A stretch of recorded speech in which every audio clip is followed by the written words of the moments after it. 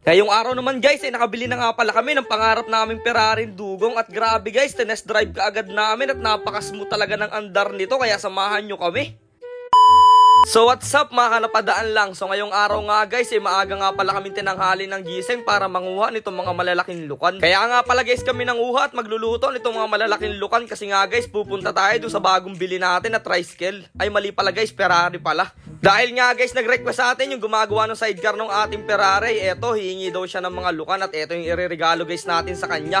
At hindi lang yung guys, lulutuin na natin to para makatikim sila ng luto namin ni Dugong. At eto na nga guys, natapos na nga namin lutuin itong lukan na napakasarap. Kaya eto, binalot na rin namin dito sa mahiwagang Tupperware at dadali na guys natin sa kanya. Nagbihis na rin nga pala guys kami dito para medyo formal naman pagkarating namin doon. Sa kasamaang palad nga pala guys, wala nga palang gasolina yung motor ni Dugong. Kaya eto, nagtulak muna siya hanggang doon sa gasoline station. Grabe. At makalipas nga lang guys ang kalahating oras na biyahe namin ay nakarating na rin kaagad tayo dito sa pinagawa natin ng sidecar. Shoutout nga pala kay Kuya Ronnie Poryo na napakagaling gumawa ng sidecar natin. Siya nga pala guys yung legendary na gumawa ng sidecar ng napadaan lang channel na tricycle. Sa mga gustong magpagawa guys ng ganitong sidecar na napakaganda, kontakin nyo lang yan si Kuya Ronnie. Ilalagay ko dyan guys sa baba yung Facebook account niya tapos kayo nang bahalang mag-usap. Ito nga pala guys, sidecar na pinagawa natin ay pure stainless nga pala guys to kaya medyo pricey talaga pero okay lang naman yun guys, quality naman yan.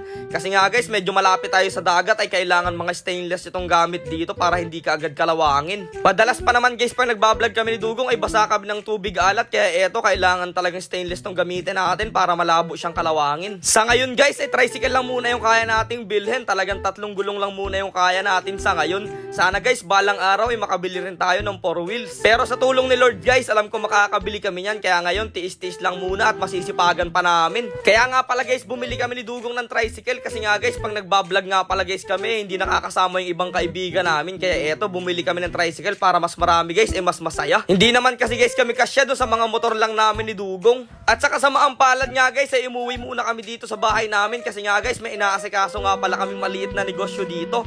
Ito nga pala guys, yung tinitinda namin mga manok. Dito kasi guys sa lugar namin, problema lagi talaga yung pang-ulam. Medyo sawa na kasi sila sa isda at sa seafoods. Kaya eto, nagtayo kami dito ng napadaan lang Second Joy. Grabe, napakasarap niyan guys. At hindi lang yun, talagang si Dugong ang tindero dito. Kaya kailangan yung bumili kasi pag ngiti pa lang yan guys, ay mag-good vibes na kayo. Shoutout rin nga pala sa mga solid followers natin na nakakapansin sa atin. At eto na guys, bumalik na nga pala guys kami nung hapon dito sa pinagpapalagyan namin ng sticker nitong ating tricycle. At eto guys yung mga nakasulat to, your daily dose. Grabe, napakaangas. Tapos ito sa baba, napadaan lang. Nilagyan kasi guys namin ng pangalan yan para pag dumaan kami sa barangay nyo, ay makilala nyo kaagad itong tricycle namin. Lalagyan rin nga pala guys natin ito ng malaking logo natin dito sa harap ng tricycle. Grabe, sobrang ganda talaga nito. Dahil nga guys, medyo matagal-tagal yung paglalagay ng sticker doon sa tricycle natin, ay nagutom na kami ni Dugong dito. Kaya eto, kakain muna kami. At habang hindi pa nga guys dumadating yung mga order namin, ay nakatatlong sabaw na kagad dyan si Dugong. Salamat rin nga pala sa JDM Inasal ng Pinamalen at binigyan kami ng free leche plan na napakasarap. At eto na guys, dahil nagugutom na talaga kami, hindi na namin mapigilang hindi pumood trip at tuwan-tuwa guys dyan si Dugong kasi naka-only rice siya ngayong araw. Kaya eto guys, nananghalian muna kami para kahit papano naman guys ay mapawi yung gutom namin at maging makulit-ulit kami sa buong araw na to. Abang kumakain nga guys kami, napansin ko lang ay grabe yung mga sinuot ni Dugong sa kamay niya. Talagang naglagay siya ng plastic tapos nagkamay na siya para mas makagat daw niya yung manok. At syempre shoutout dito sa mga solid followers natin na nakilala tayo. Maraming salamat sa mga solid at sa mainit na suporta nyo palagi sa amin ni Dugong. Pagkatapos nga guys namin kumain ay dahil nga medyo matagal lagyan ng sticker yung ating tricycle ay dumaan muna kami dito sa bilihan ng mga tsinelas.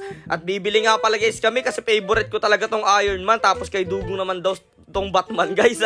Habang pumipili nga guys si Dugong ng bibilhin niya dyan, may napansin ako sa bulsa niya. Grabe, naisilid niya na pala yung isang tsinelas dyan at ibibigay niya daw yan sa pamangkin niya. At dahil nga guys nai-invite tayo dito sa mga barangay dito sa amin sa mga piyestahan ay bibili muna tayo dito ng mga maayos na damit para medyo pogi naman guys tayo pag pumunta tayo doon sa kanilang barangay. At eto na guys, bumili na naman si Dugong dito ng maikling short, favorite kasi niya yan.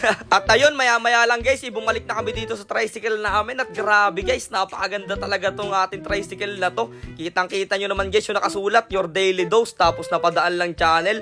Tapos meron pa guys logo natin dito sa unahan, paniguradong napakaganda talaga. Ang main reason rin nga pala guys kaya tayo bumili ng tricycle kasi nga guys ay magko-content nga pala guys tayo. Mamimili nga pala guys kami ng mga seafood dito sa lugar namin, tapos dadayo kami sa ibang bayan o sa ibang barangay at doon kami magtitinda ni Dugong at yun ang gagawin namin vlog. Pero bago ang lahat guys, shoutout muna kay Kuya Jake Design. Siya nga pala guys yung gumawa nito. Grabe, napaka-solid at napakaganda nung pagkakagawa niya dito sa ating tricycle. At habang bumibili nga guys kami dito sa may gilid ng tindahan ay may nakakilala ulit mga solid followers natin. At dahil nga guys excited na talaga ako matest drive itong bagong bili namin tricycle, ito susubukan na muna namin ni Dugong kung smooth ba talaga guys yung andar niya. At grabe, napaka-solid guys at hindi siya nangangabig. Paniguradong malayo maaabot guys natin sa mga adventure natin dito. Kaya guys, lubos ako nagpapasalamat kay Lord at sa inyong lahat sa solid na suporta sa amin at sa pagtulong. At sana guys, sa susunod ay 4 wheels na yun mabili natin para mas malayo yung maabot natin sa mga adventure natin. At sa tulong guys ni Lord ay mangyayari yan. Kaya hanggang dito na lang muna guys tong adventure natin. Kita-kits na lang ulit tayo sa mga groups bukas. Salamat sa panonood guys. Ha.